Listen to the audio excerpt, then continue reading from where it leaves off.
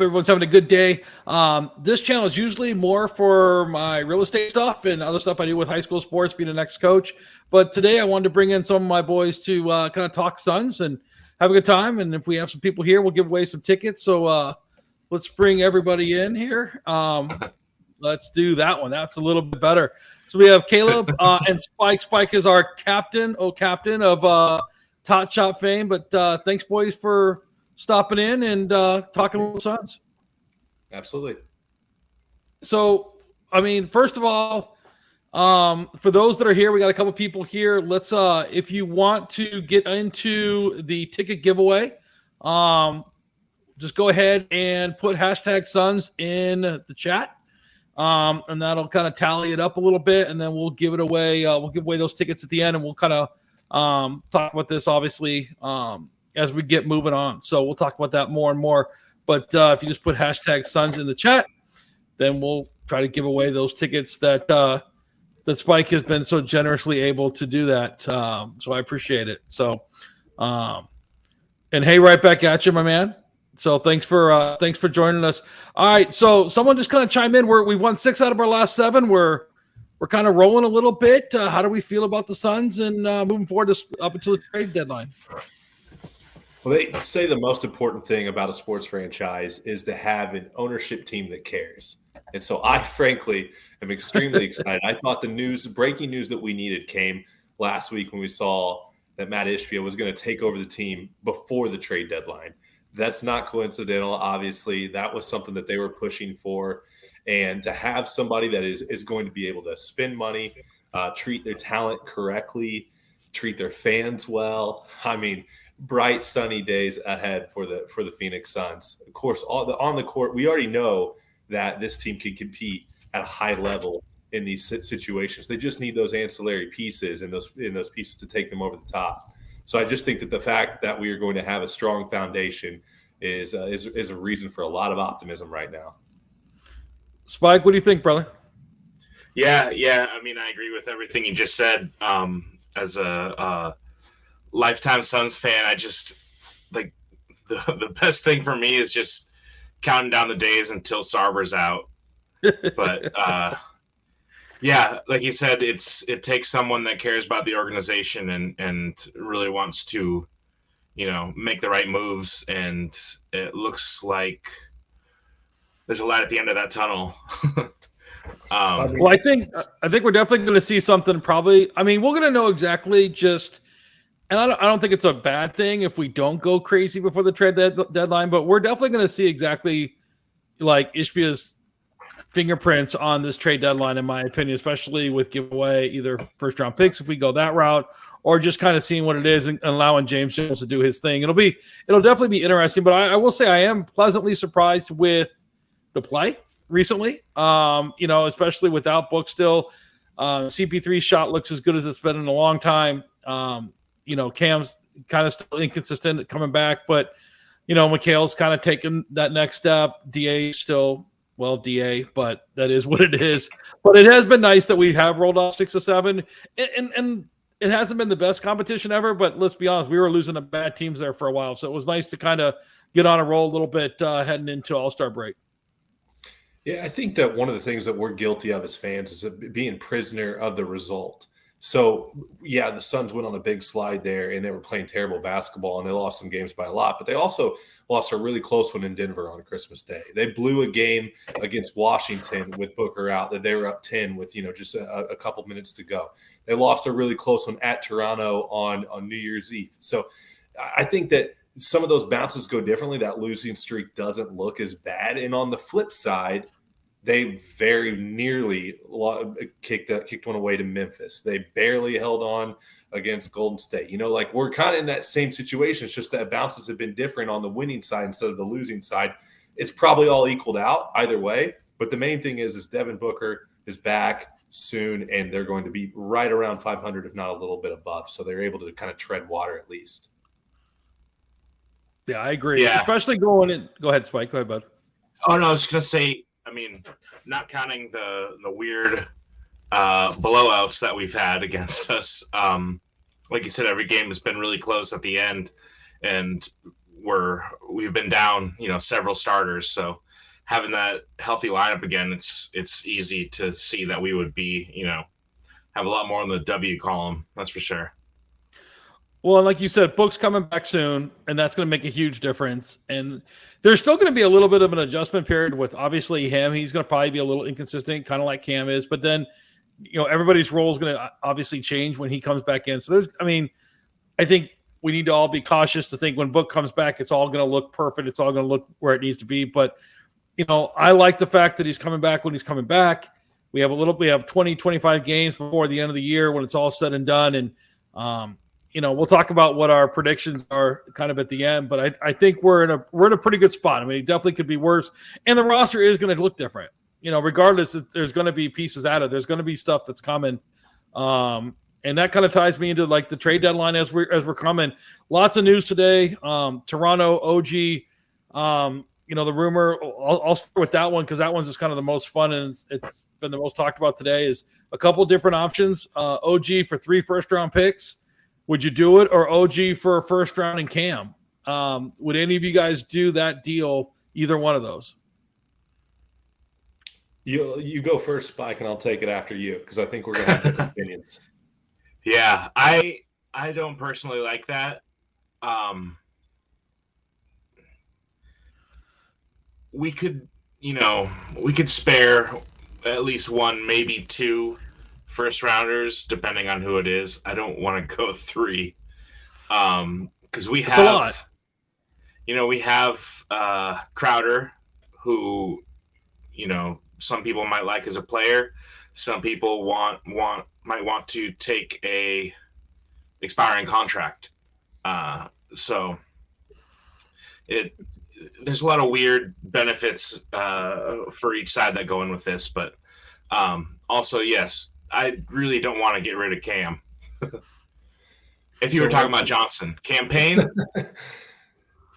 my thought process on that is you don't want to get rid of Cam, but not for me. It's for a different reason. I think that the trade for OG, what is intriguing to me is you add a guy with size on the wing that we do not have, and they do not grow on trees, and we probably will not be able to draft. And to have somebody to be able to body Luka Doncic just like that alone, to me, has me intrigued. What really has me specifically excited about this potential move, though, is if you do acquire OG for picks, not with Cam Johnson going back, or maybe not even with DA going back, then it does leave you in an advantageous position in the offseason to go big game hunting. Then maybe you trade one, maybe you trade Mikal, maybe you trade Cam Johnson, maybe you trade Ayton. I don't know, but you have another body there that can slot into their spot, and a very good one. And then maybe that's the type of package that we didn't have really ready last summer for Kevin Durant, for whomever is asking out this summer. And it's going to be somebody. It always is. And we definitely, OG's not going to put him to the next level. I don't think that by any means. But to have the opportunity to get better this season and then potentially set yourself up for, Booker's running mate plus OG Anunoby plus one of Mikal or Ayton as your core and foundation long-term, that's intriguing. That's really intriguing. He's only 25 years old. He can shoot. He's one of the best defenders in the league, and he's a different type of defender as Mikal Bridges, and that, I think, is where it'll be beneficial for us. So I'm interested. Obviously, I'd rather have Siakam because that's kind of the guy you're trying to get anyway. It doesn't sound like that's possible, but it certainly would be a lot better than getting Torrey Craig for the third deadline in a row. Obviously, that's not happening. Well, he's on the team, but it'd be an improvement. So I've heard him in trade rumors as well. So just a little bit about OG. He's averaging 17 a night. He's averaging 5 rebounds, 2 assists, 2 steals, basically a block a game. So he puts up really good numbers. He's got very much Mikal. Here's what's intriguing about OG for me. Number one, you kind of there's some people that are like, I don't want to trade anybody. The unity is great, all that. Okay. If you think that the roster is good enough to win the whole thing without doing anything, then that's one ideology. I don't believe that. So then you have to go out and you have to go get somebody. And what sucks is you got to give up something to get something. I like Cam Johnson a lot. I might get divorced for this comment, but I would give up Cam if I had to get OG, for the simple fact is I think OG is a bigger version of Mikal when it comes to defense. And I also think he's a younger, more athletic. He's basically Jay Crowder, just earlier in his career. And so to put Mikal and OG, which are two really good defensive players, to be able to have those two studs that are going to be physical defensive players, I mean, to me, it's worth a one in Cam. I like Cam Johnson a lot. I like his shooting a lot, but I also think you can get shooting. I would just interject and argue that he's a lot more talented than Jay Crowder at any point in his life. So, well, no, but you know what I'm talking about. As far as what you mean, but I'm saying the upside's even greater. Like you were underselling it a little bit. Like OG has the ability to attack the basket, and instead of that like push drop shot that Jay was shooting, like he can actually. Yeah, no, I totally agree with you on Jay on that situation. I think you make the deal. I would do it for. Yeah, I think we stuck over there. What are you gonna do it for? Are we back? There, we're back. All right, I'll help lose for a second. But yeah, I would definitely go ahead and do that deal if I could. I mean, I'm with you though. I mean, I would like to see him try to do like an aspiring contract, like a Dario, and 2 first rounds if you can do it. But if you can't, I'd find a way. Now, other people that you might be interested in. Do you have anybody that kind of intrigues you about, kind of what's, maybe a trade deadline that's not OG that you kind of think you might be interested in? Yeah, I mean, for me, worst case scenario could be a situation where Matt Ishbia has taken over the team, and maybe there's not enough time to completely nail something this year, and maybe it's moves on the margins. I know no one loves that, but maybe this is the year that finally we get Eric Gordon. He's flirted with us for a decade. When I was working with the Suns, we rolled out an orange carpet for him. He signed his contract with us, and then I think it was the Clippers or New Orleans or whoever it was. I think New Orleans matched, right? So I think that would be a really nice add off the bench, kind of to fill in maybe where we've kind of been missing campaign if they were able to get Gordon for nothing, basically as a buyout, not a first-round pick. That's obviously that ship has sailed. But if they could do that, get a couple bodies back for Jay, like everybody hated the Bucks package that was reported this week. Jordan Nwora is actually kind of interesting. I don't think he's gonna be great. I don't even know if he'll be somebody that's going to crack your rotation. Certainly, probably not your playoff rotation. But it is the type of bigger like body project that we don't even have on the roster. So that would be better than nothing. I mean, if they could like lure in a Pat Connaughton or something, that would really be exciting for me. But they hit a couple small moves, maybe another perimeter shooter, and then they're able to then retool and really make an aggressive play in the offseason with having that full cachet of picks, then I don't consider it a home run, but I would be optimistic for the direction the franchise is trending. Spike, anybody that you're kind of intrigued about at the trade deadline? Well, I don't know. I mean, we kind of have to think about who we're willing or how far we're willing to go as far as giving up our assets.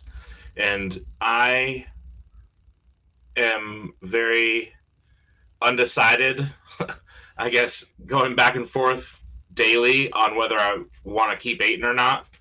And today I would be okay with parting ways with Ayton. So, I mean, just because I've been following Booker ever since he's been in the league, and by fate, I guess we could put it, it would be nice and not probable at all, but I would love to see D'Lo and Cat come here if we could, get rid of Ayton for Cat and some picks, because that Gobert and Cat pairing is not working very well for them. No, that pairing makes no sense at all. Yeah, I don't know. I mean, it's definitely an intriguing. I mean, those are his boys, obviously. A couple of people Dwayne that I think are Jr. though, right? Like, it doesn't always mean it works out. Right? No, that's true. I will tell you 2 people that I'm really intrigued about, and I think they're gettable. And this is coming from a staunch ASU fan, so take this with a grain of salt. But I would love to see him go get TJ McConnell. I think he'd be the perfect backup point guard for us. I don't know how much longer Campaign's going to be out. Saban Lee's second 10-day contract expired today, so he's gone.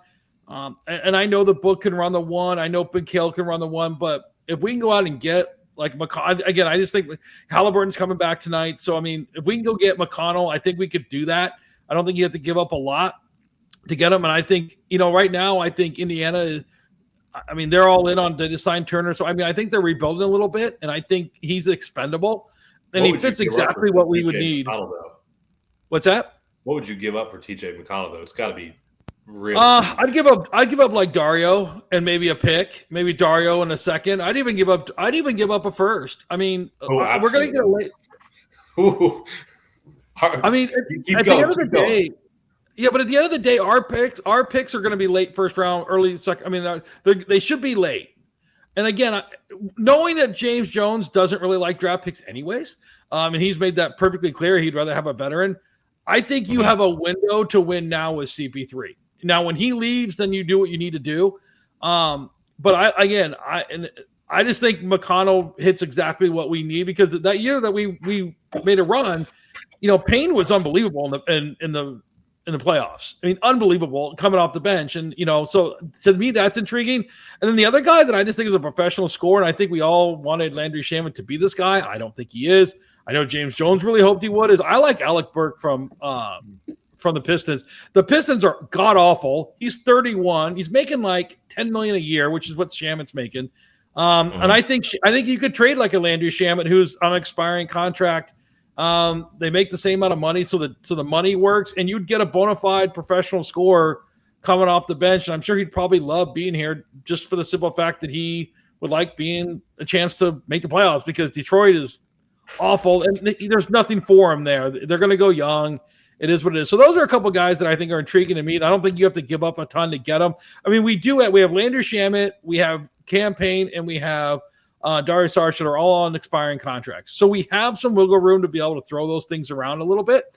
And those are valuable. I mean, people like those to be able to free up cap space for other people. So, to me, that's intriguing. I know, Caleb, we talked a little bit pre-show. You have some buyout things that you were kind of intrigued about. So kind of talk about maybe some of your options you're thinking about maybe for the buyout market. Well, first off, I gotta talk about where you were at on your guys. I actually like the Burks one quite a bit. I think that's a nice idea because that gives you some additional shooting as well. My worry, and what I would like to make note here, is regardless of how much first round picks are valued by James Jones and what we do with them as Suns, that doesn't mean they're not valued by the other teams, right? That doesn't mean they don't draft well. So I would be reticent to package any type of pick that isn't for like a starting player for us, just because that's going to be something that holds value in a future trade discussion.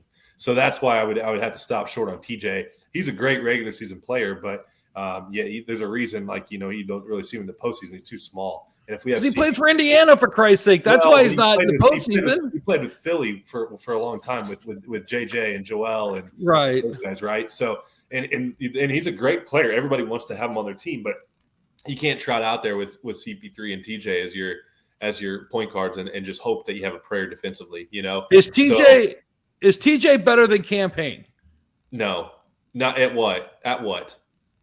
If he was your who would you rather have, Cam Payne or TJ McConnell as your backup point guard? Fully healthy?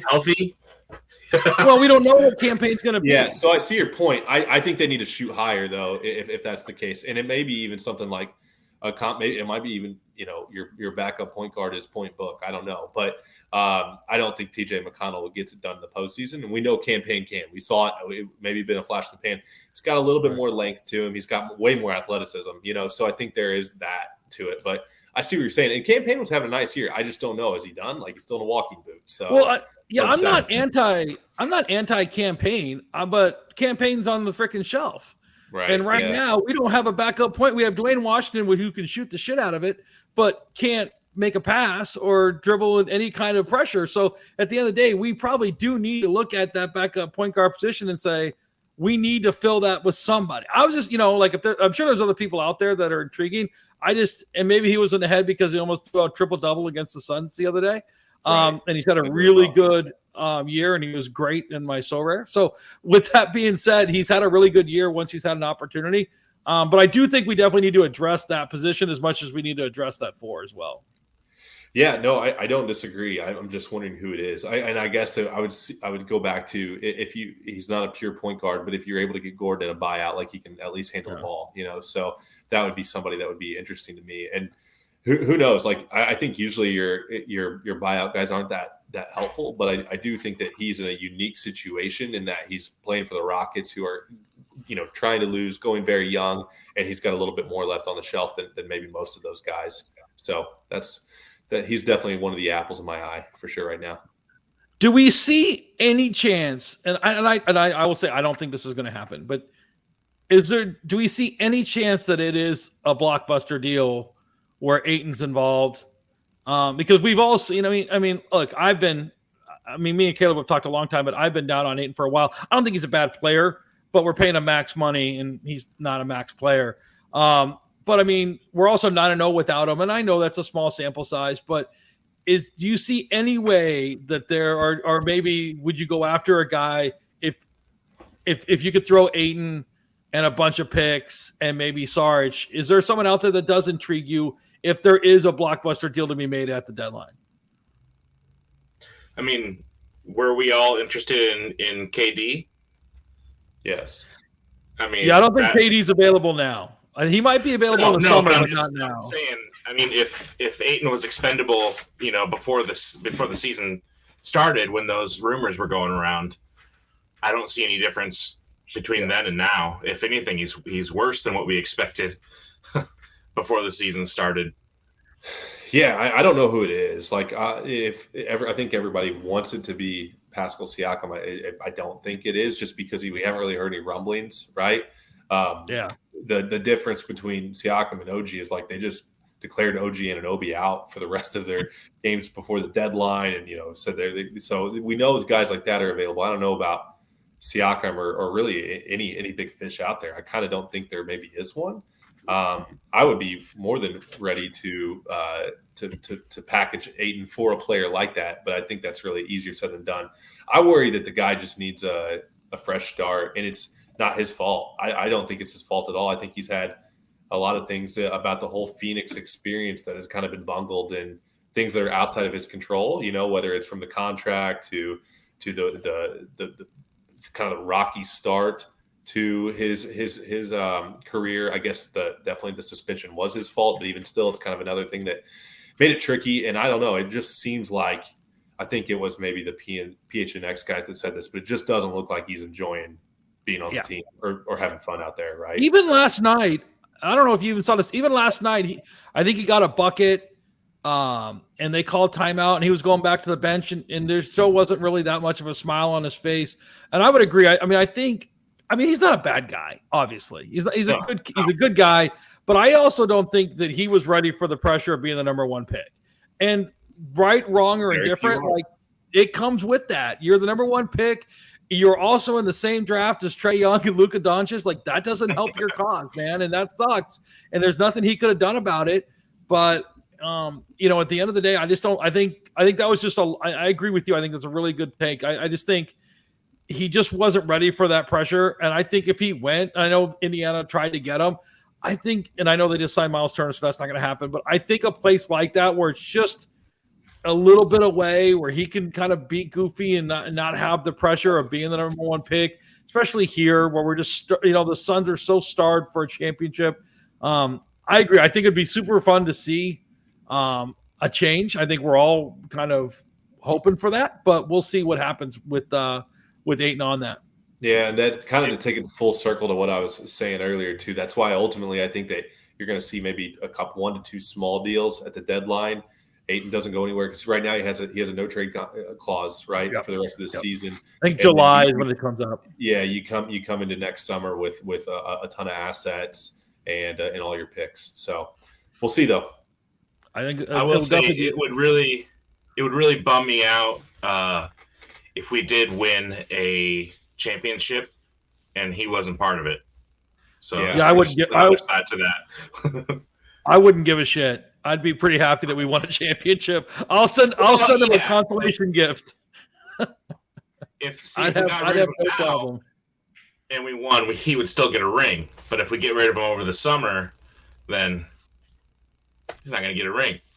Yeah. Well, that's I would have no problem us winning the championship and Nate not being here, but I guess if you put it like that, yeah. I'm a bigger jerk than you are, Spike. So I'll take that with a grain of salt. All right, where do we? Kind of like my thought was just like, what's our prediction? Like what are we hoping for?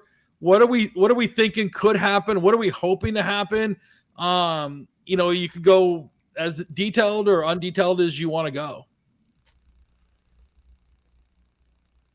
Gosh, I don't know that I have a great one.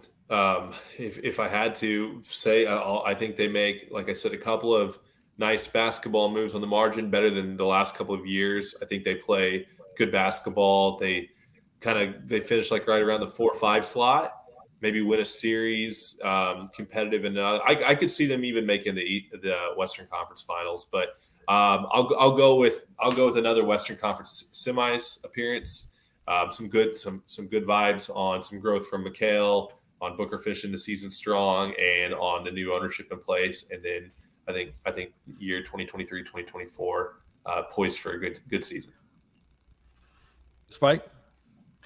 I like to think that we can sleep a little bit down at the low side of it, kind of let our players rest more than they need to, because we went all out last year and we got the first seed, we got the best record, but where did that get us?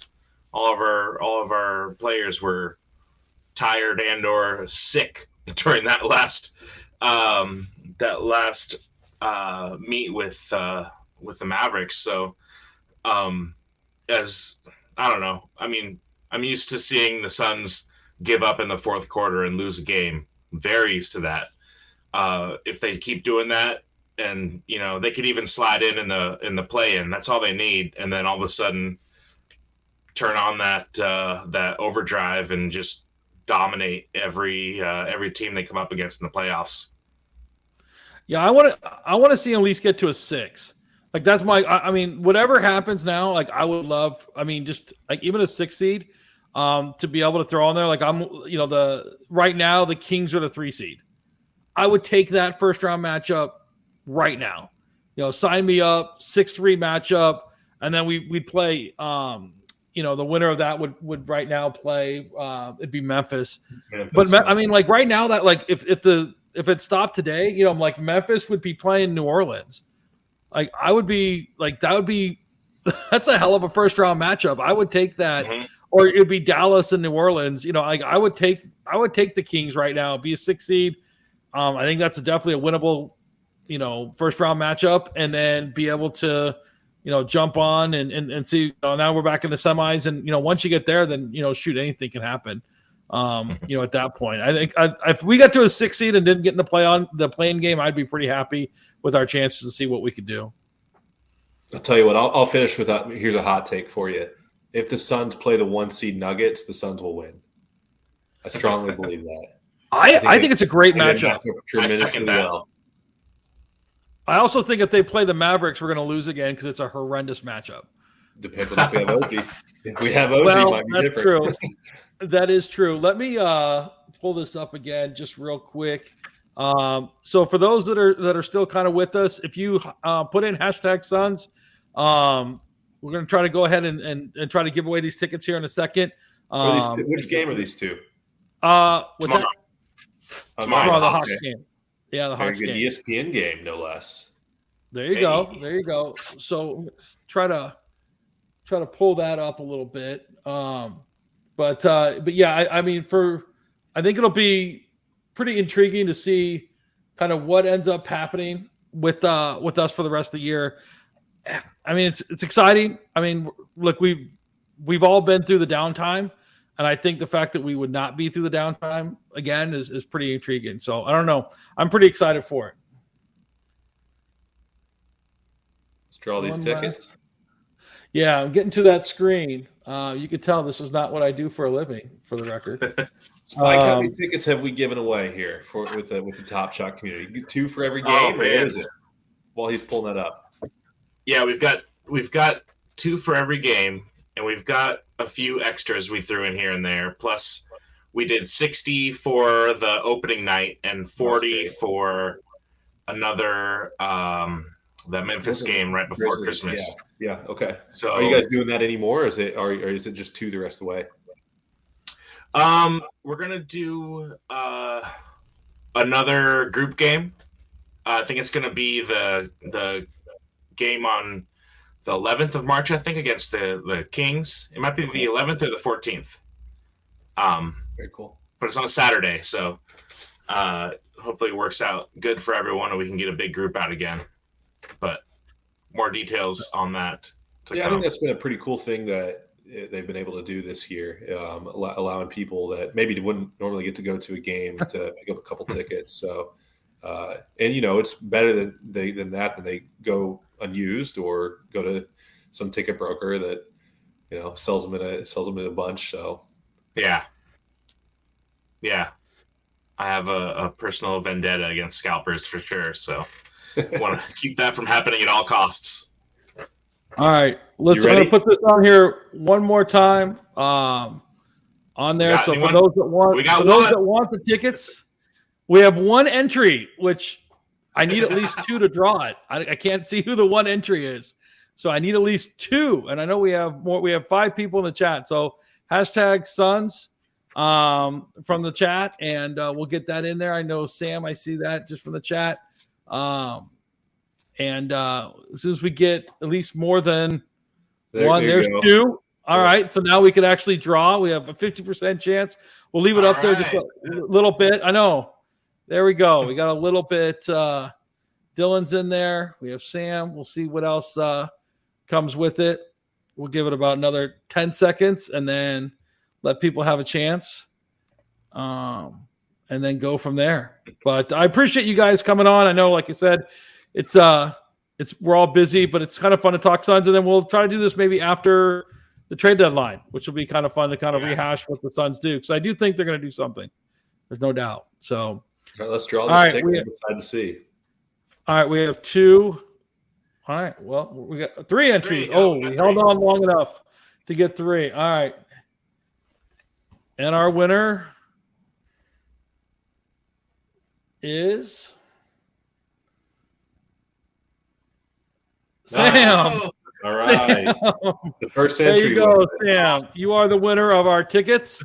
Congratulations, Sam. I have a feeling you'll know how to get a hold of Spike and be able to get it. But thanks for all that joined. Guys, I really appreciate it. I know, like I said, it's fun talking, Suns and just kind of something other than real estate. I love my real estate business, but it's fun to just talk sports too. So I appreciate you guys coming on, and let's do this some more.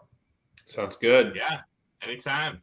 Go Suns. All right, brother. Hey, have a good one. Let's get Hawks tomorrow night. See you, boys. Take care, everybody. Have a good night.